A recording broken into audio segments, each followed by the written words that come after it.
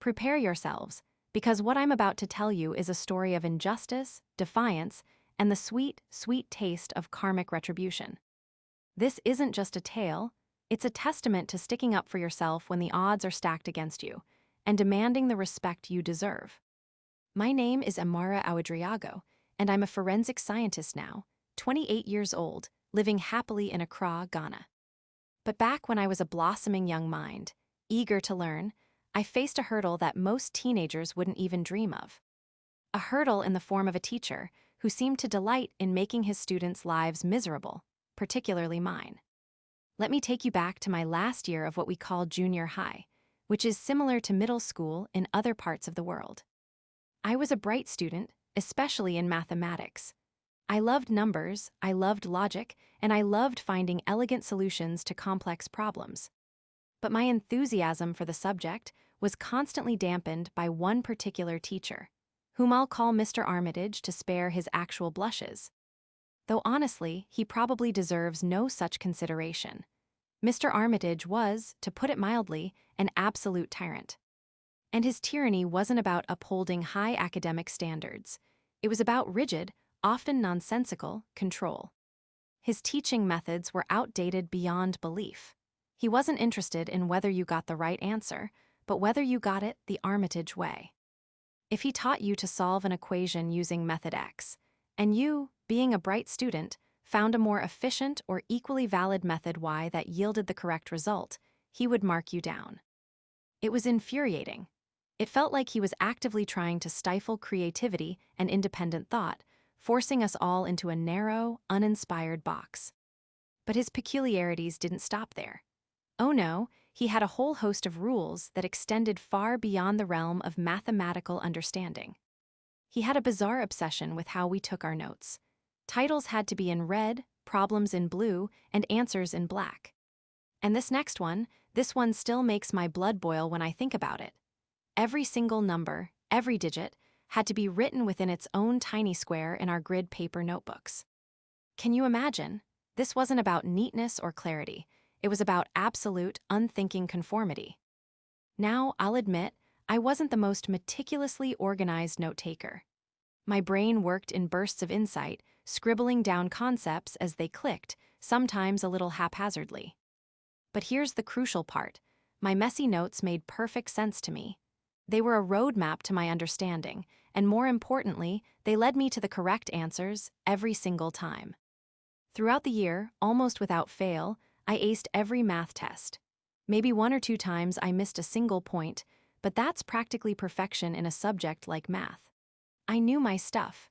I understood the concepts, not just the rote memorization of a particular method. Yet, Mr. Armitage, with his relentless nitpicking, started chipping away at my scores. He'd deduct points not for incorrect calculations, but for not using the method he asked, not being organized enough, meaning not adhering to his arbitrary color scheme.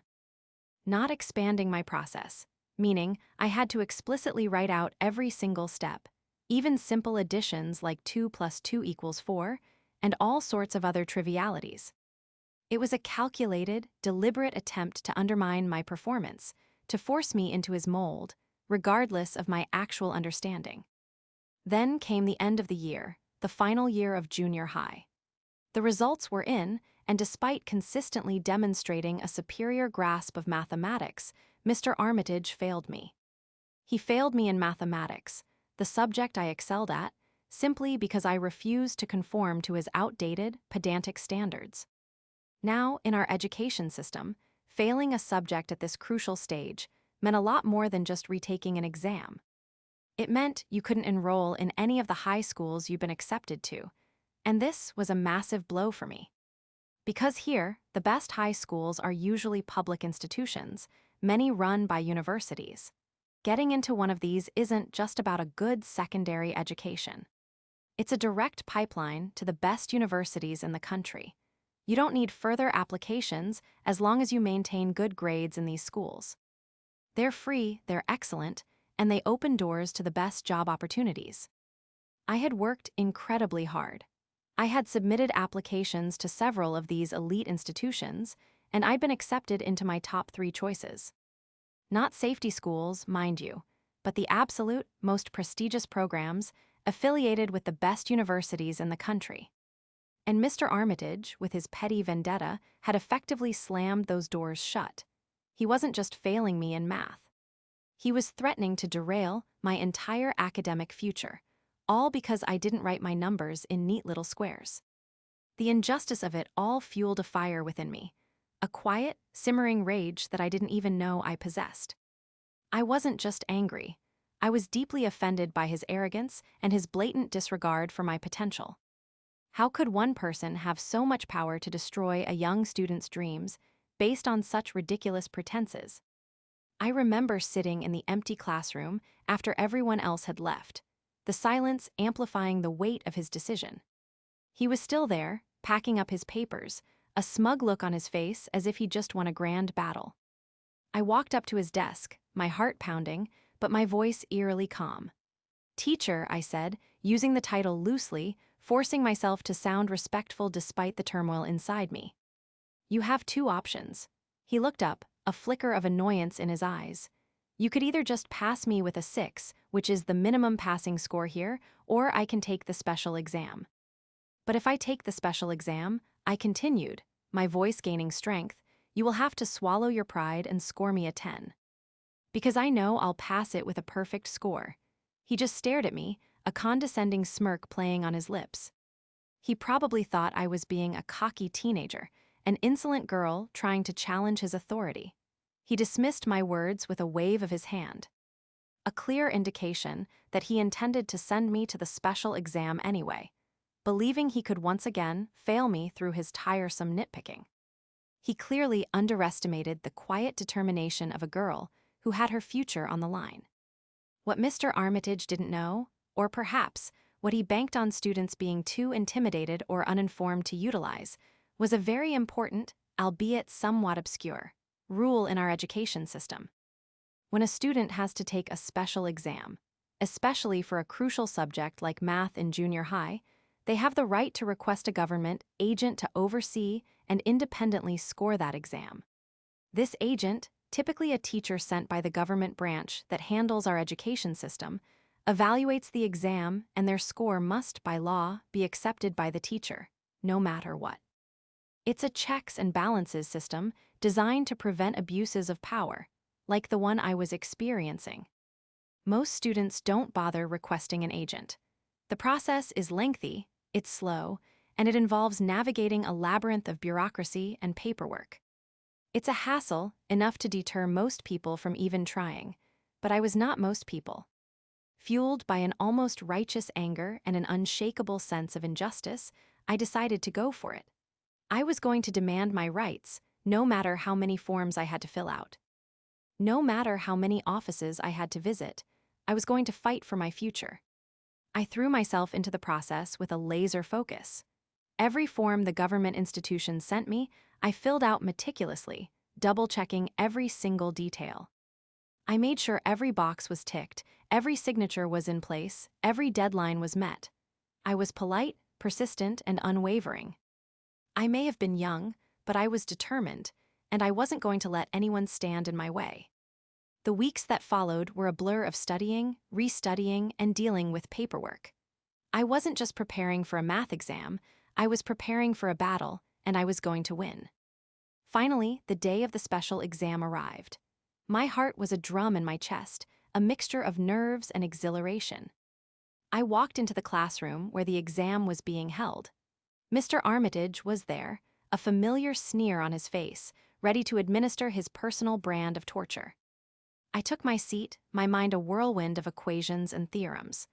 A few minutes later, the door opened, and in walked a woman impeccably dressed, carrying a briefcase. She introduced herself as Madame Florence, the government agent assigned to oversee the examination. Mr. Armitage's face, already a picture of disdain, visibly stiffened. He hadn't expected this. The air in the room became thick with unspoken tension. Madame Florence took a seat at the back, observing everything with a keen, analytical gaze. I began the exam, solving each problem with precision and clarity. I used the methods I knew best, the methods that led to the correct answers, confident in my understanding. I didn't care about Mr. Armitage's arbitrary color schemes or square-by-square number placement.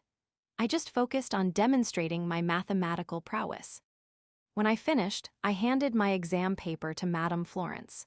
Mr. Armitage, ever the controlling autocrat, instinctively reached out to take it, but the agent smoothly intercepted it. "That's for me," she stated simply, her voice calm but firm, leaving no room for argument. Mr. Armitage's jaw clenched. She began scoring immediately, right there in the classroom, her pen moving swiftly across the pages. My heart pounded with anticipation. Just as I had predicted, she scored it perfectly. A big, bold, undeniable 10. Madame Florence then placed the exam paper face-up on Mr. Armitage's desk, the vibrant red 10 glaring up at him like a beacon of his defeat. "This student passed," she announced, her voice resonating with authority. Not only did I pass, but I also learned that Madame Florence had independently scored the exams of several other students Mr. Armitage had unjustly failed. It was clear that my actions had, inadvertently, saved others from his spiteful grading. The memory of Mr. Armitage's face in that moment is etched permanently in my mind.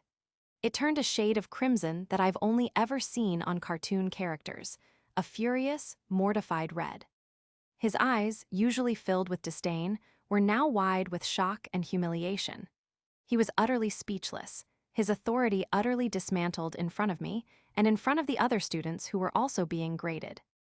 The sweet, sweet taste of justice. It was an almost indescribable feeling, a perfect symphony of satisfaction and vindication. I left the classroom that day with a triumphant smile on my face, the image of his scarlet face a beautiful, vivid picture in my mind. After that whole ordeal, I had to make some adjustments to my plans. The delay caused by the special exam and the government agent investigation meant I couldn't immediately enroll in one of my top choices for high school. So I opted for a respectable private high school, not wanting to waste a year. It was a good institution, and I thrived there. When it came time for university applications, I again applied to the universities I desired. And to no one's surprise but perhaps Mr. Armitage's, I was accepted into my first choice, a prestigious program that set me on the path I'm on today. It's not exactly a story where I stood up in English class and challenged the teacher in front of everyone, becoming a school legend, but it's my story. And as my incredible mother always said, bad teachers also give you lessons. And she would know because she's a junior high and high school teacher herself. And in a funny twist of fate, she teaches mathematics. That's why I had such a strong foundation in the subject and was always able to find better, more efficient ways of solving problems than Mr. Armitage's antiquated methods favored. I ended up becoming a teacher too, for both high school and university students, and a researcher. My focus isn't strictly math. I enjoyed it, but not enough to dedicate my entire career to it. However, the logical thinking and problem-solving skills I honed during those years, particularly in my battle with Mr. Armitage, proved invaluable. It taught me the importance of critical thinking, of challenging assumptions, and of standing firm in your convictions. Now, if you're hoping for some dramatic, cinematic ending where I encountered Mr. Armitage years later and got to rub my successes in his face, I'm afraid I have to disappoint you. Life doesn't always play out like a movie, and sometimes the most satisfying revenge is simply living your best life, proving them wrong through your sheer existence and accomplishments. I did see him once more, years later. I was on my way to university, a confident young woman with a clear path ahead. He was riding a bus, heading back to that same junior high school, looking older, a little worn down. I didn't speak to him, didn't even give him a second glance. There was no need. The battle had been won long ago, and his irrelevance was the ultimate victory. The person he had tried to break was now thriving, living a life he could only dream of. That, for me, was enough. Today, I'm Amara, a 28-year-old forensic scientist in Accra, Ghana, with a chic, tailored emerald green pantsuit and a fierce determination. I'm looking into options for my master's degree, probably in something deeply fascinating like advanced forensic analysis. Wish me luck getting accepted, though I suspect with my track record, I'll do just fine. So here's my advice to you. Never let anyone, especially someone in a position of authority, diminish your worth or tell you what you're capable of. Trust your instincts, fight for what's right, and remember that sometimes the most powerful revenge is simply proving them wrong by becoming everything they said you couldn't be. Don't be afraid to navigate the system, to understand your rights, and to demand justice. Because every now and then, there's a little-known rule or a government agent ready to step in and ensure fairness prevails.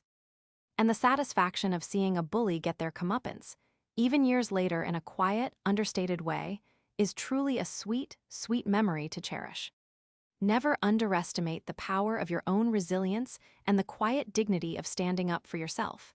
It might just save your future and inspire others along the way. And just like that, the story of today comes to a close. Every chapter has its ending, and this one was written just for you. Hit that subscribe button and ring the notification bell so the next chapter finds you before anyone else.